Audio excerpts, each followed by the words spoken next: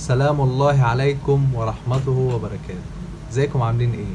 الفيديو ده طبعا انا بطلع بقولك انت ازاي تشتغل في طلبات وتبقى مندوب وبعرفك تفاصيل الشغل، ولكن الفيديو ده مختلف. انا هقولك ازاي تبقى مشرف في طلبات او تشتغل لنفسك بمعنى الاصح، يعني تتعب لنفسك وتبذل مجهود اقل ويكون ليك دخل كويس.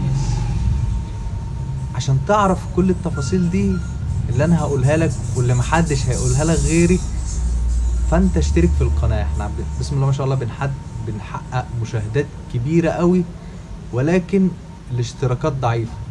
يعني احنا القناة جايبة حوالي 200 يعني ربع مليون مشاهدة، فاحنا ازاي لحد دلوقتي 1700 مشترك؟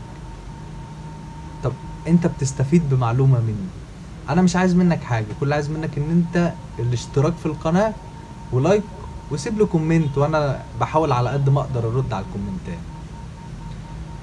بص، في الفيديو ده انا هقول لك الخلاصه. لو انت شغال مندوب في طلبات او انت عايز تشتغل مندوب في طلبات وحابب تبقى مشرف، يعني لو انت شغال مندوب في طلبات وحابب تبقى مشرف، او مش شغال في طلبات وحابب تبقى مشرف، هو اي حد ينفع يشتغل مشرف؟ اي حد. لو انت شغال مندوب مع مكتب وحد من القدام، انت ممكن تلاقي المكتب عرض عليك. طب انت شغال في مكتب ومحدش عرض عليك ان انت تبقى مشرف، او مش شغال اصلا مندوب وحابب تبقى مشرف في طلبات، ايه اللي هتعمله؟ بص، الاشراف بيبقى ايه؟ انت بتجيب ناس تشتغل، الناس دي بتبقى على اسمك انت. طلبات دي مكاتب، انت بتتفق مع المكتب اللي انت شغال معاه وتشوف اي مكتب.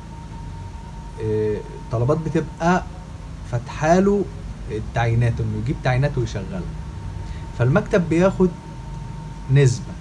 النسبة دي المشرفين بتجيب طيارين للمكتب ده، ناس تشتغل، فالمكتب بيدي جزء من النسبة دي للمشرف. فانت بتروح للمكتب اللي انت شغال فيه او اي مكتب، تتفق معاهم تقول لهم ان انا هجيب لكم ناس تشتغل. انت بيبقى نسبتك على عدد الاوردرات بتتحدد بالاتفاق مع المكتب. مثلا انت نسبتك جنيه على الاوردر، او جنيه ونص، او نص جنيه، هي في الغالب بتبقى جنيه على الاوردر. طيب انت رحت واتفقت مع مكتب وان انت هتجيب تعيينات وان هو هيديك نسبة على عدد الاوردرات اللي الناس اللي انت جايبها بيطلعوها. طب هتجيب ناس ازاي؟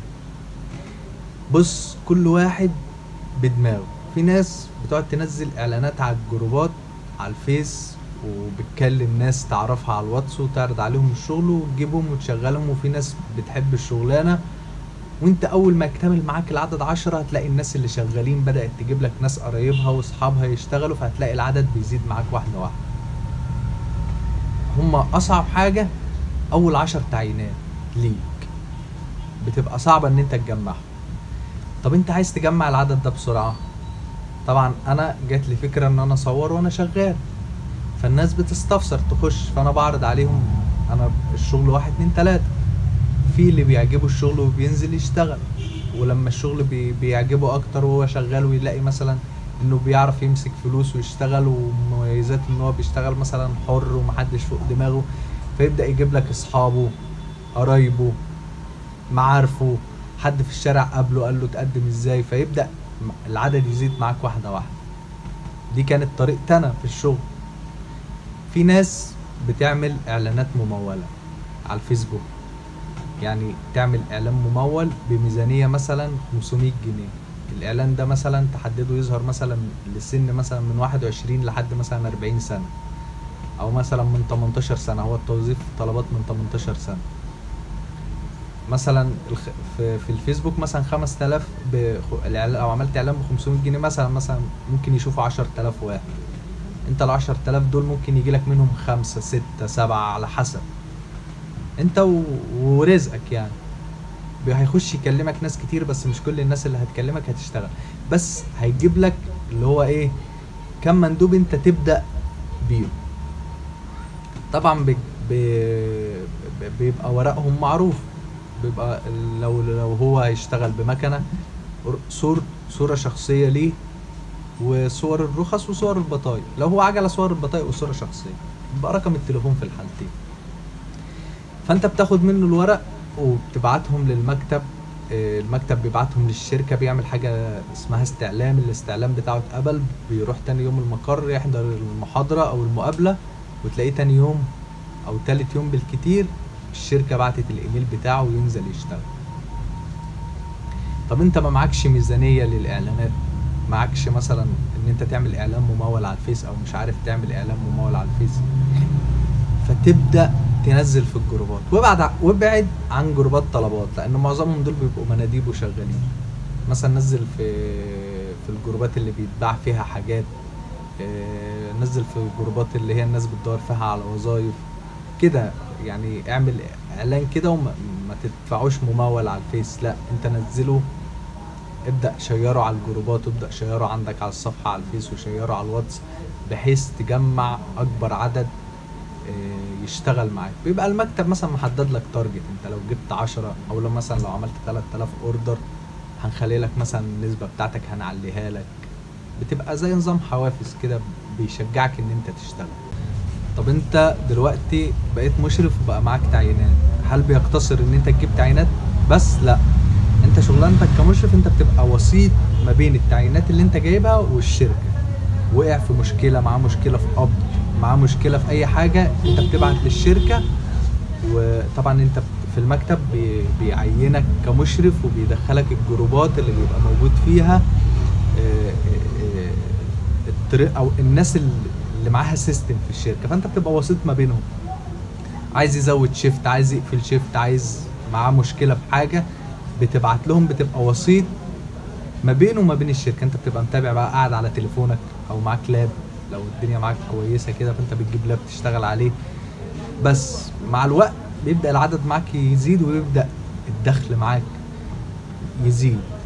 بس هي بتبقى مسؤولية، الناس اللي انت جايبها دي بتبقى ضامنهم، سواء ضامنهم او لا، انت بتمضيهم على وصل امانة ب20 او ب30 الف، لان هو بيبقى معاه فلوس الاوردرات وكده، عشان ما حدش ياخد منك فلوس ويخلع او يمشي ما تشوفوش تاني. وانا دي حصلت معايا، يعني انا حصل معايا نفس الكلام ده، وماضي على وصولات وخدت فلوس ومشي واتخصمت من مرتبي.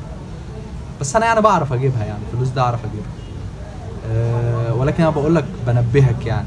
وفي ناس بتيجي تقول لك انا هشتغل بس مش همضي على وصف، ما تنزلهوش، لان زي ما هو مش واثق فيك ومش واثق في الوصف، انت ما تثقش فيه، لان هو يمسك فلوس، ممكن يمسك مبالغ من الشركه، ممكن ياخدها ويمشي، وانت حتى مش مش يعني مش ضامنه باي حاجه، حتى وصل مش ماضي، فمش هتعرف تاخد منه الابيض ولا اسود، ولا تعرف تثبت عليه. بس ده ملخص الشغل.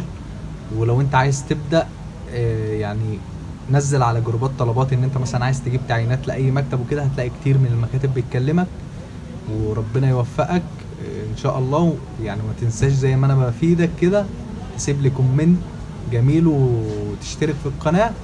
ولو عندك اي اسئلة يعني براحتك، يعني الكومنتات مفتوحة، وشير الفيديو لو انت عايز تشتغل، او عندك حد مناسب للشغلانة دي وعايز يشتغل، او انت معاك تعيينات وعايز تشتغل معايا تبقى مشرف معايا، كلمني، اسيب لك الرقم على الواتساب. يلا سلام.